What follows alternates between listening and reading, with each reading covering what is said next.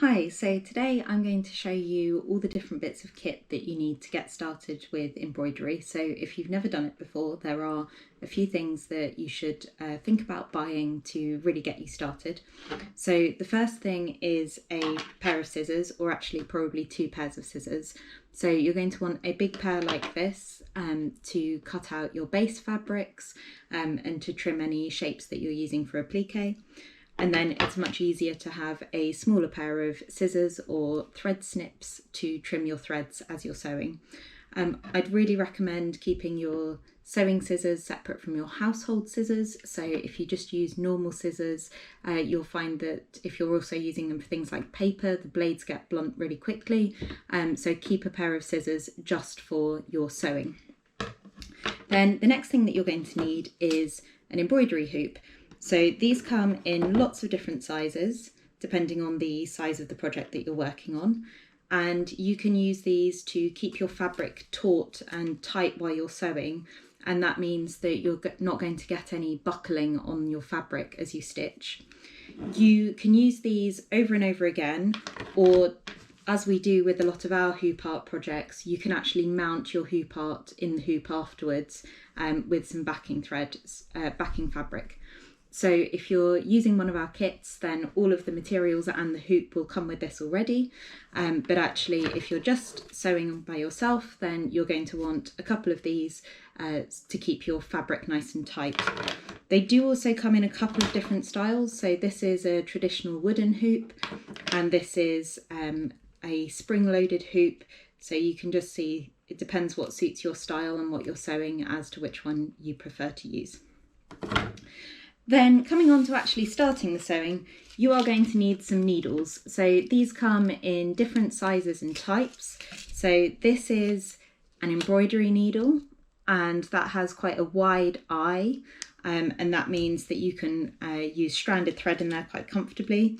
You've also got these, which are your more standard sharps needles. So those can be good if you're sewing beads, they have a smaller eye.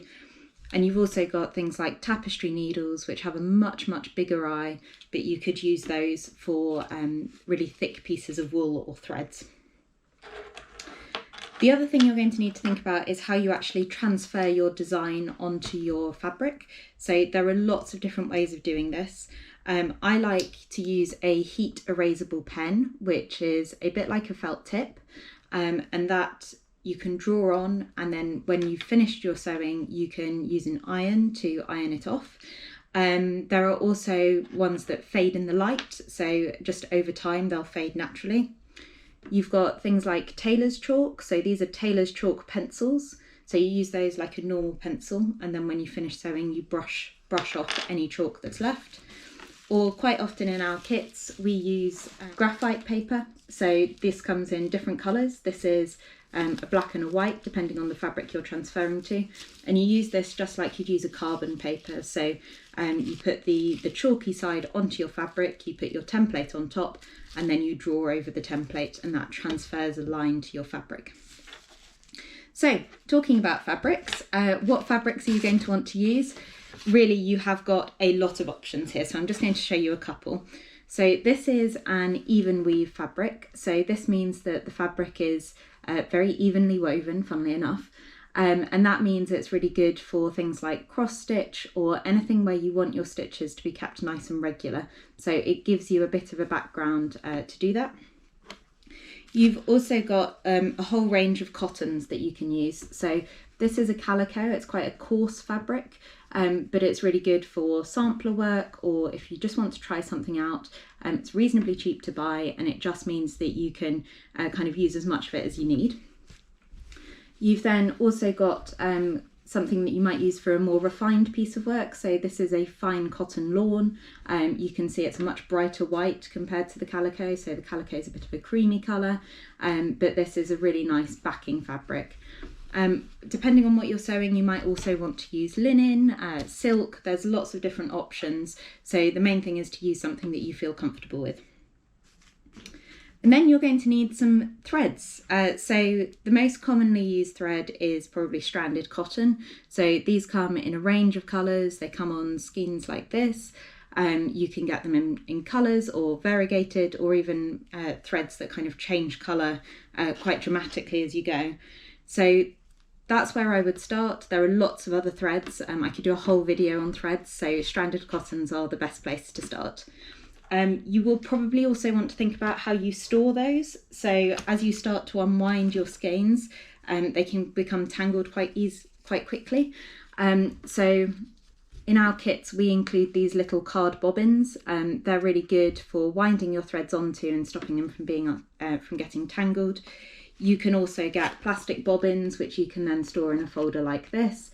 So there are loads of options, but it's worth thinking about, because if you just use them straight from here, you'll find that as soon as you've cut a couple of lengths off that, it will start to get quite tangled. Okay, so those things, the scissors, the hoops, the needles and the threads and the materials, and thinking about how you transfer your design, I would say is your basic starting kit. And if you don't get anything else, those are the things to get sorted. I've now got a few things that will just help you as you go along. So I would always recommend some pins. So I use pins that have quite a large head, and again, our kits include a couple of these depending on the project. So that's just really good if you want to hold any applique shapes in place, or it might be helpful to mark the centre of your fabric and things like that.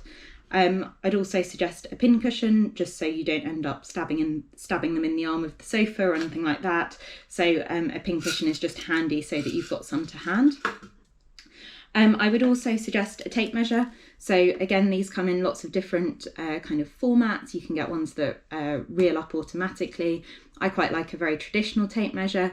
It's good for measuring out your fabric, making sure that any pieces that you need to be the same size are, and it's flexible. So it's just much easier to work with than a ruler would be with fabric. I use a lot of beads in my work. I really like the glitz and sparkle that they add. So I also use a beading mat. This is a fairy piece of fabric. It's really good because you can just pour your beads out onto the mat and it stops them from rolling around. It's also much easier for picking the beads up.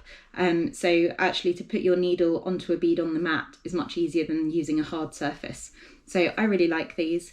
In a lot of our kits, again, I include a smaller piece of beading mat so that you can use the beads in your kit without them rolling all over the place. A couple of other bits then, I sometimes use a thimble. So thimbles come in different sizes, so you need to find the one that's right for you. You can use it on whichever finger you feel most comfortable. So some people will use it on their first finger and others might use it on their second finger. And it's helpful if you're working with thicker fabrics or lots of layers of fabric. So it just gives you something for the needle to kind of push against as you push it through the fabric. So not an essential, but if you're comfortable and if you find it helpful, then definitely worth thinking about a thimble. And then the final thing I would suggest is a seam ripper. So this is very much in case of mistakes. So it comes with a lid, and then what you've got is you've got a blade on here, a little sharp blade inside that hook. So that means you can slide it under your stitches and cut the threads. So if you found you've gone wrong, this is really helpful to then unpick that work without damaging the fabric underneath. So I would recommend having one of these just to hand, just in case. So that's a very quick introduction into all into the basic kit I think you need if you're starting embroidery. If you're using one of our kits, then most of the things you need are included. The only things we don't include are the scissors. So if you're wanting to get started, our kits can be a really good way of doing that. I've also written all of this up as a blog, so I'll include that link down below the video. So if you want to refer back to it and you find looking at the blog, looking at the photographs easier, that's there for you as well. I will speak to you soon. Enjoy your sewing.